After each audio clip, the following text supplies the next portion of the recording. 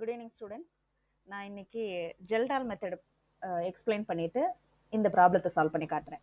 ஆக்சுவலாக ஜெல்டால் மெத்தடில் நம்மளுக்கு ஒரு ஃபார்முலா இருக்கும் இல்லையா, அந்த ஃபார்முலாவை யூஸ் பண்ணி இந்த ப்ராப்ளத்தை செய்ய போகிறது இல்லை. அப்புறம் ஏன் நான் அதை எக்ஸ்பிளைன் பண்ண போகிறேன் அப்படின்னா, ஒருவேளை போர்டு எக்ஸாமில் கேட்டிருந்தாங்கன்னா நீங்கள் கான்ஃபிடென்ட்டாக அதை எழுதணும் இல்லையா, அதுக்காக நான் போர்டு எக்ஸாமுக்காக நான் இதை எழுதி காட்டுறேன் உங்களுக்காக. ஃபர்தர் மோர் போர்டு எக்ஸாமில் நம்ம பண்ணும்போது அதுக்குரிய பிரின்சிபல் நீட் ப்ரெசன்டேஷன் கொடுத்துட்டோம் அப்படின்னா திருத்துறவங்களுக்கு உங்களுக்கு ஈஸியாக புரிஞ்சிருக்குங்கிறத அவங்களால அண்டர்ஸ்டாண்ட் பண்ணிக்க முடியும். அண்ட் தென் உங்களுக்கு மார்க் அதிகமாக கிடைக்கும். ஸோ போர்டு எக்ஸாமுக்கு எப்படி ஜெல்டால் மெத்தடை எழுதுறது, கண்டிப்பாக மனப்பாடம் பண்ணி எழுதக்கூடாது, அது வந்து கஷ்டம். அஸ் வெல் அஸ் ப்ரெசன்டேஷன் வந்து ரொம்ப தெளிவாக இருக்காது. நீங்கள் நல்லா புரிஞ்சு எழுதுறீங்கன்னா ப்ரெசன்டேஷன் நல்லா தெளிவாக பண்ணுவீங்க. ஃபர்ஸ்ட்டு நம்ம ஜெல்டால் மெத்தடில் எக்ஸ்ப்ளனேஷன் கேட்டாங்கன்னா நம்ம அதில் புரிஞ்சுக்கிடணும் அதில் இருக்கிற நைட்ரஜனை எவ்வளவு நைட்ரஜன் இருக்குன்னு, அதாவது நம்ம ஆர்கானிக் காம்பவுண்டில் இருக்கிற நைட்ரஜன் என்ன அமௌண்ட்டில் இருக்குது அதை எஸ்டிமேட் பண்ணுறதுக்கு யூஸ் பண்ணுற மெத்தட் தான் ஜெல்டால் மெத்தட். ஸோ நைட்ரஜன் எஸ்டிமேஷனை இந்த மெத்தட் வழியாக பண்ணலாம். சரி, இதில் பிரின்சிபல் என்ன அப்படின்னா, ஃபஸ்ட்டு நம்ம ஆர்கானிக் காம்பவுண்டை சல்ஃபியூரிக் ஆசிட்டை யூஸ் பண்ணி அம்மோனியம் சல்ஃபேட்டாக மாற்றிக்க போகிறோம். ஏன்னா நம்ம ஆர்கானிக் காம்பவுண்டில் நைட்ரஜன் இருக்குது, அப்போ அது அம்மோனியம் சல்ஃபேட்டாக மாறிடும். ஸோ அம்மோனியம் சல்ஃபேட்டாக மாறுறதுக்கு நம்ம வந்து ஹையர் டெம்பரேச்சர் கொடுக்கணும். பட் அக்வஸ் சொல்யூஷன் யூஸ் பண்ணோம்னா நீங்கள் எவ்வளோ ஹையர் டெம்பரேச்சர் கொடுத்தாலும் பாய்லிங் பாயிண்ட்டை தாண்டி போகாது. அப்போ பாய்லிங் பாயிண்ட்டை இன்க்ரீஸ் பண்ணுறதுக்கு என்ன வழி, ஏதாவது ஒரு எலக்ட்ரோலைட் போடணும். ஸோ நம்ம இந்த மீடியத்தை அஃபெக்ட் பண்ணாத எலக்ட்ரோலைட்டு செலக்ட் பண்ணிக்கிறோம். K2SO4 CSO4 இது ரெண்டு கேட்டலிஸ்ட். எதுக்காக யூஸ் பண்ணுறோம் அப்படின்னா எலிவேஷன் இன் பாய்லிங் பாயிண்ட். பாருங்க எவ்வளோ பாயிண்ட் தெளிவாக தெரிஞ்சிருச்சு இந்த ஒரு சின்ன ஈக்குவேஷனில். எலிவேஷன் இன் பாய்லிங் பாயிண்ட் கொலிகேட்டிவ் ப்ராப்பர்ட்டியில் படிச்சிருப்பீங்க இல்லையா, அந்த எலிவேஷன் அதாவது பாய்லிங் பாயிண்ட்டை கொஞ்சம் அதிகமாக மாற்றுறதுக்கு. ஏன்னா ஹையர் டெம்பரேச்சர் தான் அமோனியம் சல்ஃபேட் ப்ரொடியூஸ் ஆகும். பாய்லிங் பாயிண்ட்டை அதிகமாக மாற்றுறதுக்காக நம்ம CSO4 அண்ட் K2SO4 கேட்டலிஸ்ட்டை ஆட் பண்ணுறோம். சரி, அம்மோனியம் சல்ஃபேட்டாக மாற்றிட்டோமா, பிரின்சிபலில் ஃபஸ்ட்டு ஸ்டெப்பு முடிஞ்சிருச்சு. அடுத்து அம்மோனியம் சல்ஃபேட்டை அவர் என்ன பண்ணுறாரு அப்படின்னா எக்ஸஸ் சோடியம் ஹைட்ராக்சைடோட சேர்த்து அம்மோனியா கேஸை லிபரேட் பண்ண வைக்கிறாரு. அந்த அம்மோனியாவை தான் நம்ம எஸ்டிமேட் பண்ண போகிறோம். ஸோ 2 மோல் ஆஃப் அம்மோனியா வெளியே வரும். Na2SO4 2 வராதுப்பா, Na2SO4 right, Na2SO4 and then 2H2O. So நம்மளுக்கு அம்மோனியா கேஸ் இப்போ வெளியே வந்துருச்சு. அந்த வெளியே வர்ற அம்மோனியா கேஸை நம்ம எஸ்டிமேட் பண்ண போகிறோம். நல்லா கவனிச்சுக்கோங்க. இப்போ நம்ம பிரின்சிபலில் அம்மோனியா கேஸாக கன்வெர்ட் பண்ணியிருக்கோம் ஜெல்டால் மெத்தடில், அவ்வளோதான். அடுத்த மெத்தடில் தான் நம்ம என்ன பண்ண போகிறோம் அப்படின்னா இந்த NH3 எஸ்டிமேட் பண்ண போகிறோம். அது எப்படி எஸ்டிமேட் பண்ண முடியும் அப்படின்னா ஒரு நோன் ஆசிட் வச்சு தான் எஸ்டிமேட் பண்ண முடியும். இப்போ நோன் ஆசிட்னா அது H2SO4ஆகவும் இருக்கலாம், இல்லை HCl-ஆகவும் இருக்கலாம், HNO3 கூட இருக்கலாம். என்ன ஆசிட்னாலும் okay, known amount of acid. அதில் NH3 ஆட் பண்ணீங்கன்னா இப்போ பாருங்க HCl யூஸ் பண்ணும்போது உங்களுக்கு எவ்வளவு NH4Cl ஃபார்ம் ஆகுது. அதே மாதிரி H2SO4 யூஸ் பண்ணும்போது 2NH3 2 மோல் ஆஃப் NH3 தேவைப்படும். அது NH4 twice SO4 ப்ரொடியூஸ் பண்ணி கொடுக்கும். சரியா, அப்போ இங்க கவனிங்க, 2 H இருந்தா 2 மோல் ஆஃப் அம்மோனியா தேவைப்படுது, 1 H இருந்தா 1 மோல் ஆஃப் அம்மோனியா தேவைப்படுது. அப்போ இதுல இருந்து நம்மளுக்கு என்ன தெரியுதுன்னா number of H plus will be equal to number of NH3 அப்படின்னு தெரிஞ்சிருச்சு. அப்போ number of moles of H plus will be equal to number of moles of NH3.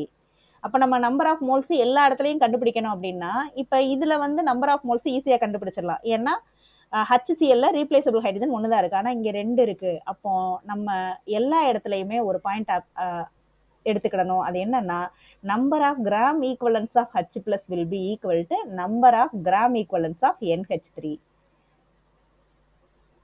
ஓகேவா?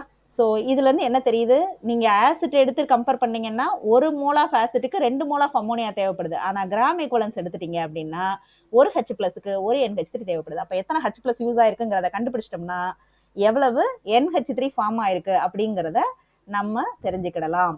சரியா, எவ்வளோ NH3 ஃபார்ம் ஆயிருக்குங்கிறத நம்ம இங்கே கன்ஃபார்ம் பண்ணிக்கலாம். ஸோ இப்போ NH3 ஃபார்ம் ஆயிருக்கிறத நம்ம இந்த பேசிக் பிரின்சிபிள் வழியாக தெரிஞ்சுட்டு, அதாவது எவ்வளவு ஆசிட்டை இந்த வெளியே வந்த NH3 கன்சியூம் பண்ணியிருக்கு அப்படிங்கிறத வச்சு நம்ம கண்டுபிடிச்சிடலாம். இதுதான் பிரின்சிபிள். இதுக்கப்புறம் ஜெல்டால் அப்பரேட்டஸ் பண்ணுறதுக்கு வந்து அப்படியே கண்ணிலேயே அதை ஜெராக்ஸ் எடுத்துட்டு அப்படி பண்ணக்கூடாது. நான் சும்மா சிம்பிளாக வரைஞ்சி காட்டுறேன், ரொம்ப ஈஸிப்பா. என்ன பண்ணணும் அப்படின்னா ஃபர்ஸ்ட் இதில் வந்து பாய்லிங், நானே சொல்லிட்டேன் ரொம்ப அதிகமாக மாற்றணும், பாய்லிங் பாயிண்ட்டை அதிகமாக பண்ணணும் அப்படின்னு. அதுக்காக நம்ம என்ன பண்ணுறோம்னா பைரக்ஸ் கிளாஸில் இருக்கிற RB ஃப்ளாஸ்க் எடுத்துக்கிறோம். பைரக்ஸ் கிளாஸ் தனியாக எடுத்துக்கிடணும். இதை எடுத்து ஹையர் டெம்பரேச்சருக்கு நீங்கள் ஹீட் பண்ணுறீங்க. ஹையர் டெம்பரேச்சர் ஹீட் பண்ணுறீங்க, அதாவது ஸ்டாண்டில் ஃபிக்ஸ் பண்ணிக்கிறீங்க, பன்சன் ஃப்ளேம் வச்சுக்கிறீங்க. அதை ஹையர் டெம்பரேச்சருக்கு நீங்கள் ஹீட் பண்ணீங்க அப்படின்னா இந்த மிக்சர் என்னென்ன எடுத்திருக்கோம்? Organic compound, H2SO4, CuSO4, K2SO4 இது எல்லாத்தையும் எடுத்து நல்லா ஹீட் பண்ணீங்க அப்படின்னா உங்களுக்கு ஃபார்ம் ஆகிற காம்பவுண்ட் அம்மோனியம் சல்ஃபேட். அந்த அம்மோனியம் சல்ஃபேட்டை டைலூட் பண்ணி இன்னொரு ஃப்ளாஸ்கில் ட்ரான்ஸ்ஃபர் பண்ணிக்கலாம். இது வந்து பைரக்ஸ் கிளாஸாக தான் இருக்குன்னு அவசியம் இல்லை. இதையும் ஸ்டாண்டில் ஃபிக்ஸ் பண்ணிக்கிறீங்க. ஃபிக்ஸ் பண்ணி ரப்பர் கார்க்கு வச்சு க்ளோஸ் பண்ணுறீங்க. ஒரு இன்னர் டியூப் ஒன்று வச்சுருக்கீங்க. அந்த இன்னர் டியூப் எதுக்காக அப்படின்னா வெளியே வர அம்மோனியா கேஸை அப்படியே அவுட்லெட்டு கொண்டு போய், அதாவது ஜெல்டால் ட்ராப் அப்படின்னு சொல்லுவாங்க, இந்த ஜெல்டால் ட்ராப் வழியாக வெளியே வர அம்மோனியா கேஸை அப்படியே ஒரு ஆசிட், நோன் ஆசிட் இருக்கிற கோனிக்கல் ஃப்ளாஸ்க்குள்ளே டிப் பண்ணி வச்சிடணும். ஸோ நோன் ஆசிட் இருக்கிற கோனிக்கல் ஃப்ளாஸ்க்குள்ள டிப் பண்ணி வச்சிடுறீங்க. பார்த்துக்கோங்க, அப்போனா தான் உங்களுக்கு அம்மோனியா கேஸ் வெளியே போயிடாது. ஆனால் இங்கே நீங்கள் பண்ணும்போது என்ன செய்யணும்? நீங்கள் NH4 twice SO4 வச்சுருக்கீங்களே, அதுக்குள்ளே டிப் பண்ணிடக்கூடாது. இங்கேருந்து வெளியே வர அந்த கேஸ் தான் அந்த டியூப் வழியாக ட்ராவல் ஆகணும். வேறு கேஸ் வெளியே வந்துடக்கூடாது. வேறு ஏதாவது சொல்யூஷன் எதுவும் டியூப் வழியாக எலிவேட் ஆகி போயிடக்கூடாது.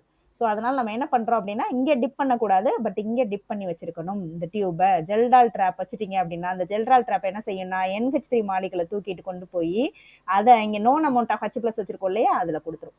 இப்போ நம்மளுக்கு என்ன தெரிஞ்சிருச்சு? அப்பரேட்டஸ் பார்த்துட்டோமா? நான் இங்கே ஹாட் கண்டிஷனில் இங்கேயும் தான் ஹீட் பண்ண போகிறோம், பட் அதளவுக்கு ஹீட் பண்ண தேவையில்லை. ஆனால் இங்கே ஹாட் கண்டிஷனில் வருள்ள அம்மோனியா அதை வந்து கூல் டவுன் பண்ணுறதுக்கு அவுட்டர் சர்க்குலேஷன் ஆஃப் வாட்டர் வச்சுக்க போகிறோம், கண்டென்சர். அவ்வளோதான். ஸோ இதான்ப்பா அப்பரேட்டஸ். நான் வந்து ரொம்ப சிம்பிளாக போட்டிருக்கேன். இங்கே நீங்கள் வந்து ஸ்கேல் வச்சு போட்டுக்கோங்க, கிளியராக இருக்கும். பட் என்ன, நான் இதுலேருந்து எதுக்கு சொல்ல வரேன் அப்படின்னா, நீங்கள் இந்த டயக்ராம் உட்காந்து மனப்பாடம் பண்ணிக்கிட்டு இருக்கக்கூடாது. நீங்களே ஜெல்டாலாக மாறிடணும் அந்த இடத்துல. நீங்களே அதை உட்காந்து நீங்கள் பண்ணுறீங்க, அவர் மாதிரி நீங்கள் பண்ணிக்கிட்டு இருக்கீங்க, ஃபிக்ஸ் பண்ணுறீங்க, ரப்பர் கார்க் போடுறீங்க அப்படிங்கிற மாதிரி நீங்கள் இமேஜின் பண்ணி படிச்சிங்கன்னா உங்களுக்கு ஃபர்தர் கிரியேட்டிவிட்டி இன்க்ரீஸ் ஆகும். ஓகேவா? ஸோ இப்போ நோன் அமௌண்ட் ஆஃப் H+, அதாவது என்னென்னா நம்ம வெயிட் ஆஃப் ஆர்கானிக் காம்பவுண்ட், இப்போ கேல்குலேஷன் ஸ்டெப்பை சொல்கிறேன். ஆர்கானிக் காம்பவுண்டை நான் W கிராம்னு எடுத்துக்கிறேன்ப்பா. W கிராம் நான் எடுத்திருக்கேன். இதில் எனக்கு எவ்வளவு H+ யூஸ் ஆகிருக்கு தெரியுமா? அதாவது இந்த NH3 வெளியே வந்திருக்கு இல்லையா, இந்த NH3 கூட ரியாக்ட் ஆகிறதுக்கு எவ்வளவு H+ யூஸ் ஆகிருக்கோ அதை Vன்னு எடுத்துக்கிறேன். ஸோ V என்னது? Volume of H+, acid volume of H+. இதே இது என்னங்கிறது என்னது? Strength of H+. Strength of H+ தான் எடுக்கணும், மொலாரிட்டி எடுத்துடக்கூடாது. ஏன்னா H2SO4 பொறுத்த வரைக்கும் வேற மொலாரிட்டி, HCl பொறுத்த வரைக்கும் வேற மொலாரிட்டி. அதனால அப்படி எடுக்காம நம்மளுக்கு H+ அமௌண்ட் மட்டும் போதும். ஸோ இப்போ எனக்கு நம்பர் ஆஃப் H+ மட்டும் தேவை. அதை எப்படி கண்டுபிடிப்பீங்க? Normality is equal to number of gram equivalents divided by volume of the solution in litre. அப்போ எனக்கு number of gram equivalents of H+ தேவை. அப்படிங்கிறதுக்காண்டி நான் என்ன பண்ண போறேன்? நார்மாலிட்டி இதை மல்டிப்ளை பண்ணேன்னா VN. இது லிட்டர்ல இருக்கு, வால்யூம் லிட்டர்ல இருக்கு, ஞாபகம் வச்சுக்கோங்க. சரியா? இப்போ வால்யூம் லிட்டர்ல இருக்கிறதுனால இந்த ஃபார்முலா. இதே இது வால்யூமை ML மாற்ற போறேன் அப்படின்னா VN டிவைடட் பை 1000. இது ML, ஏன்னா ML போட்டா டிவைடட் பை 1000 போட்டுக்கிடணும். இப்போ number of gram equivalents H+ கண்டுபிடிச்சேன் பார்த்தீங்களா? நம்ம பிரின்சிபல்ல பார்த்துருப்போம். Number of gram equivalents of H+ம் அப்புறம் நம்பர் ஆஃப் NH3யும் 1. அப்போ நம்மளுக்கு இப்போ என்ன தெரிஞ்சிருச்சு அப்படின்னா NH3 எவ்வளோ கிடச்சிருக்குங்கிறது தெரிஞ்சு போச்சு. எவ்வளோ கிடச்சிருக்கு? VN டிவைடட் பை 1000 கிடச்சிருக்கு. அதாவது 1 NH3 இருந்தது அப்படின்னா அதில் 14 கிராம் அம்மோனியா கிடைக்கும். அதாவது நம்பர் ஆஃப் கிராம் ஈக்குவலன்ஸ் வந்து அம்மோனியாவுக்கு number of gram equivalents number of moles ரெண்டுமே ஒன்று தான். அப்போ ஒரு மோல் ஆஃப் அம்மோனியா எடுத்தீங்கன்னா 14 கிராம் நைட்ரஜன் இருக்கும். அப்போ ஒரு mole of VN divided by VN divided by 1000 moles எடுத்தீங்கன்னா எவ்வளோ இருக்கும்? 14 into VN divided by 1000 into 1ன்னு வரும். இந்த 1 இங்கே கீழே போட வேண்டியிருக்குள்ளே, அந்த 1 போட்டாலும் 1 தான், போடாட்டினாலும் 1 தான். இது என்னன்னா வெயிட் ஆஃப் ஆர்கானிக் காம்பவுண்ட்ல இவ்வளோ இருக்கும். So W gram organic compound contains 14 into VN divided by 1000, right? 1000 gram of nitrogen. So இது 14 கிராம் ஆஃப் நைட்ரஜன் இருக்கும். அப்போ இதுக்குள்ள இருக்கிறது VN டிவைடட் பை 1000 மோல்ஸ். இதை எப்படி நான் மோல்ஸ்ன்னு சொல்றேன்? Number of gram equivalents of H+ will be equal to number of gram equivalents of ammonia. So H+க்கும் அம்மோனியாவுக்கும் உள்ளதை நம்ம ஏற்கனவே பிரின்சிபல்ல பார்த்துட்டோம். அம்மோனியாவை பொறுத்த வரைக்கும் நம்பர் ஆஃப் கிராம் ஈக்குவலன்ஸும் நம்பர் ஆஃப் மோல்ஸும் 1 தான். ஸோ நம்பர் ஆஃப் மோல்ஸும் நம்பர் ஆஃப் கிராம் ஈக்குவலன்ஸும் 1ங்கிறதுனால நான் என்ன எடுத்திருக்கேன்? ஏன்னா அம்மோனியாவோட N ஃபேக்டர் 1 தான். ஸோ நம்பர் ஆஃப் மோல்ஸ், ஒரு மோல் ஆஃப் அமோனியானா 14 கிராம் நைட்ரஜன் இருக்கும். அப்போ Vn divide by 1000 mole of அமோனியானா எத்தனை கிராம் நைட்ரஜன் இருக்கும் அப்படிங்கிறத எடுத்திருக்கேன். நம்ம எடுத்த டபிள்யூ கிராம்ல தான் அவ்வளவு இருந்திருக்கு. 100 கிராமுக்கு எவ்வளவு இருக்கும்? ஃபைனல் வந்தாச்சுப்பா. 100 கிராம் ஆர்கானிக் காம்பவுண்ட் எடுத்தேன், ஏன்னா அவங்க பெர்சன்டேஜ்ல கேட்டிருக்காங்க. So 14 into Vn divided by 1000 into 100 divided by W. So இதாண்டா கடைசியாக நம்ம ஃபைனலாக செஞ்சு முடிக்கிற ஆன்சர். இதை வேணா கேன்சல் பண்ணி உங்க புக்ல கேன்சல் பண்ணி கொடுத்துருந்தாங்கன்னா அது மாதிரி பண்ணிக்கோங்க. ஸோ இந்த மெத்தட்ல என்ன பண்ணியிருக்கோம், ஜெல்டால் மெத்தட்ல பிரின்சிபல் பார்த்துட்டு இந்த ஃபார்முலாவை டிரைவ் பண்ணியிருக்கோம். இந்த ஃபார்முலாவை டிரைவ் பண்றதுக்கு உட்காந்து படிச்சுக்கிட்டு இருக்கக்கூடாது. இந்த பிஎன் எப்படி வந்தது இதெல்லாம் தெரிஞ்சிருக்கணும். பேசிக் கான்செப்ட்ஸ் ஆஃப் கெமிஸ்ட்ரி இருக்கு இல்லையா, அது தெரிஞ்சிருந்ததுன்னா இதெல்லாம் ஈஸியா பண்ணிடுவீங்க, எஃபர்ட்லெஸ்ஸா பண்ணிடுவீங்க. அப்படி இல்லைன்னா இந்த வீடியோல இந்த இடத்துல பிஎன் போட்டிருக்கோம் இல்லையா, அந்த இடத்துல ஏன் போட்டிருக்கோங்கிறத திருப்பி திருப்பி பாருங்க, பாஸ் பண்ணி பாருங்க, கொஞ்சம் ரெஃபர் பண்ணுங்க. ஒரு 1/2 hour எடுத்துக்கிட்டாலும் பரவாயில்ல. இந்த கான்செப்ட் கிளியர் ஆயிடுச்சுன்னா உங்களுக்கு basic concept chemistry, electro chemistry, solution, GOC 4 concept. அப்போ இது ஒரு ஜெல்டால் கான்செப்ட் கிடையாது. இதுக்குள்ள இருக்கிற கான்செப்ட் படிச்சுக்கிட்டீங்கன்னா 4 லெசன் வந்து ரிலேட் ஆகுது. அதை ஞாபகம் வச்சுக்கோங்க. ஸோ நான் இப்போ ஒரு ஃபார்முலா தான் பார்த்துருக்கேன். இந்த ஃபார்முலாவை அப்படியே மனப்பாடம் பண்ணிக்கிட்டு அப்படியே போய் அந்த ப்ராப்ளத்துக்கு அப்ளை பண்ணணுங்கிறது கிடையாது. நான் அதுக்கு பதிலாக உங்களுக்கு எப்படி ஈஸியாக அந்த ப்ராப்ளத்தை சால்வ் பண்ணுறதுங்கிறத சொல்லித்தரேன். இந்த வீடியோவை இன்னும் லென்த்தி பண்ணிக்கிட்டு இருக்க வேணாம்னு நினைக்கிறேன். சரி, ஓகே, பண்ணிடுவோம். இங்கே பாருங்க, இப்போ நான் இந்த கொஸ்டினை நான் சால்வ் பண்ணி காட்டுறேன். வெயிட் ஆஃப் ஆர்கானிக் காம்பவுண்ட் எவ்வளோ எடுத்திருக்காங்க அப்படின்னா 1.4 கிராம். நான் அந்த ஃபார்முலாவை யூஸ் பண்ணவே மாட்டேன்ப்பா. எதுக்காக நான் பண்றேன், அப்போ ஏன் நான் அந்த ஃபார்முலாவை டீச் பண்ணேன்னா நீங்கள் போர்டுக்கு எழுதணுங்கிறதுக்காக மட்டும்தான். போர்டுக்கு எழுதும்போது புரிஞ்சு படிக்கணும். இதுக்கு அந்த ஃபார்முலாவே தேவையில்லை. நான் ரொம்ப சிம்பிளா பண்ணிடலாம்டா. இப்போ என்ன வேணும் நம்மளுக்கு, எவ்வளோ அமோனியா எவால்வ் ஆயிருக்குன்னு தெரியணும். அப்படி தெரியணும்னா H+ தெரியணும். ஆனா அவங்க என்ன சொல்லியிருக்காங்க பாருங்க, இனிஷியல் ஆசிட் கொடுத்துருக்காங்கடா, ஃபைனல் ஆசிட் கொடுக்கல. அதுக்கு பதிலாக ஃபைனல் ஆசிட் சோடியம் ஹைட்ராக்சைடோட எவ்வளவு சோடியம் ஹைட்ராக்சைடை யூஸ் பண்ணியிருக்குங்கிறது மட்டும்தான் கொடுத்துருக்காங்க. அப்போ நான் இனிஷியல் H+ கண்டுபிடிக்கிறேன். எப்படி கண்டுபிடிக்கலாம், நம்பர் ஆஃப் H+ எப்படி கண்டுபிடிக்கணும்னா normality into volume of the sulphuric acid, right? Normality வேணும், ஆனா இவங்க மொலாரிட்டின்னு கொடுத்துருக்காங்க. நார்மாலிட்டிக்கு மொலாரிட்டிக்கு உள்ள ரிலேஷன்ஷிப் சொல்றேன். Normality is equal to molarity into N factor. Molarity m/10 கொடுத்துருந்தாங்களா, தட் இஸ் 1/10. என் ஃபேக்டர் வந்து 2. ஸோ நார்மாலிட்டி வந்து 1/5பா. இப்போ நார்மாலிட்டி தெரிஞ்சிருச்சு. 1/5 இன்ட்டு வால்யூம் வந்து லிட்டர்ல தான் போடணும்டா, 0.06. ஸோ என்னன்னா நம்பர் ஆஃப் H+ கண்டுபிடிச்சிட்டேன். இது இனிஷியல் தான். யூஸ் ஆன H+ அவங்க கொடுக்கல. யூஸ் ஆன H+ டைரக்டா சம்ல வால்யூம்னு எடுத்துட்டோம் இல்லையா. ஆனா இங்க யூஸ் ஆன H+ அவங்க கொடுக்கல. வீடியோ டைம் ஆயிடுச்சான்னு ஒரு தடவை செக் பண்ணிக்கிறேன். ஓகே. ஸோ யூஸ் ஆனதை கொடுக்கல. இப்போ ஃபைனல் எவ்வளவு அப்படின்னு பார்க்கணும்னா அங்கேயும் டைரக்டா H+ கொடுக்காம number of moles of OH- தான் கண்டுபிடிக்க முடியும். ஏன்னா number of moles of OH- என்ன கொடுத்துருக்காங்க, molarity into volume. So molarity 1/10, volume வந்து 20.